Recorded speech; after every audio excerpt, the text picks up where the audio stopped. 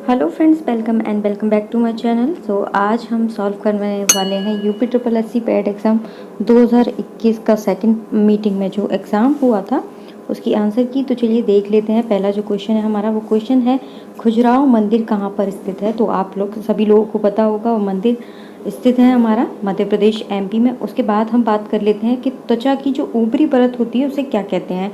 तो उसे कहते हैं एपिडर्मिस। तो उसके साथ साथ मैं आपको बता दूं कि जो हमारा सबसे बड़ा अंग है वो स्किन है और इसके ऊपरी भाग को कहते हैं एपिडर्मिस। तो चलिए तीसरा जो क्वेश्चन है वो है कर्कट जनक रसायन से क्या होता है। तो कर्कट जनक जो रसायन होता है उससे कैंसर होता है।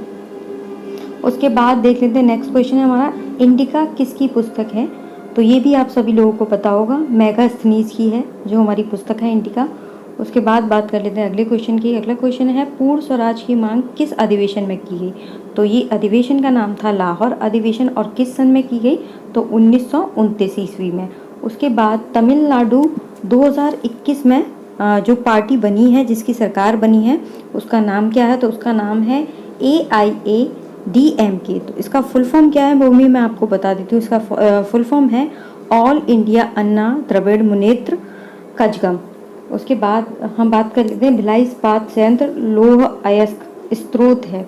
तो ये ऑप्शन देखने के बाद पता चलेगा। अगर ऑप्शन में तावा दिया है तो इसका आंसर तावा होगा। उसके बाद बात कर लेते हैं सिराजुद्दौला किस युद्ध में हारा था। तो ये हमारा प्लासी के युद्ध में हारा था सन 1757 ईस्वी में। उसके बाद बात कर लेते हैं ग्रीन हाउस गैस नहीं है। अगर ऑप्शन में दिया है नाइट्रोजन तो आंसर नाइट्रोजन होगा। वैसे ग्रीन हाउस में जो गैस हमारी होती है वो CFC होती है, कार्बन डाइऑक्साइड होती है, सल्फर डाइऑक्साइड होती है। जो नाइट्रोजन है वो गैस नहीं पाई जाती है। उसके बाद नेक्स्ट क्वेश्चन है काकोरी कांड दल में किस दल की भागीदारी नहीं थी। तो जो दल था उसका नाम था हिंदुस्तान रिपब्लिकेशन एसोसिएशन। उसके बाद हम बात कर लेते हैं कुत्ते के काटने से रेबीज होता है, तो मच्छर के काटने से क्या होता है हमारा, मलेरिया और डेंगू। तो नेक्स्ट क्वेश्चन है हमारा धर्म निरपेक्षता से क्या तात्पर्य है। तो इसका तात्पर्य है राज्य का कोई धर्म नहीं होता। जो हमारा संविधान है वो सभी धर्मों को सुरक्षा प्रदान करता है।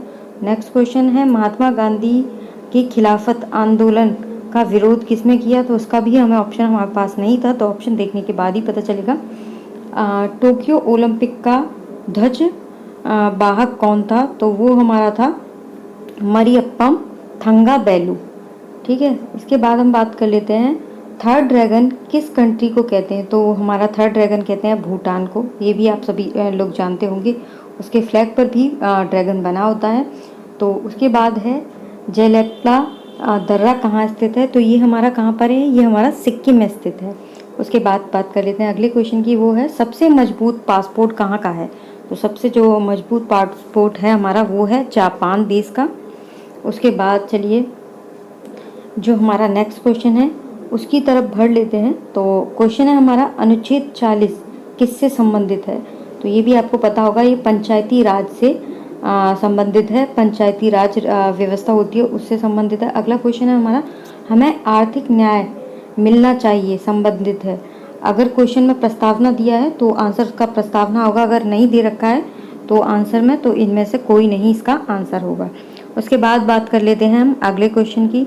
तो चलिए हमारा अगला क्वेश्चन है वो है RBI ने किस डेबिट कार्ड को रद्द किया है। अगर मास्टर कार्ड ऑप्शन में दे रखा है तो आप वो लगाएंगे। अगर मास्टर कार्ड नहीं दिया है तो इनमें से कोई नहीं। मास्टर कार्ड को रद्द करके एक नया कार्ड है वो जारी किया है RBI ने। RBI का फुल फॉर्म आपको पता है, रिजर्व बैंक ऑफ इंडिया। और इसका मुख्यालय कहाँ है ये भी आपको पता होगा।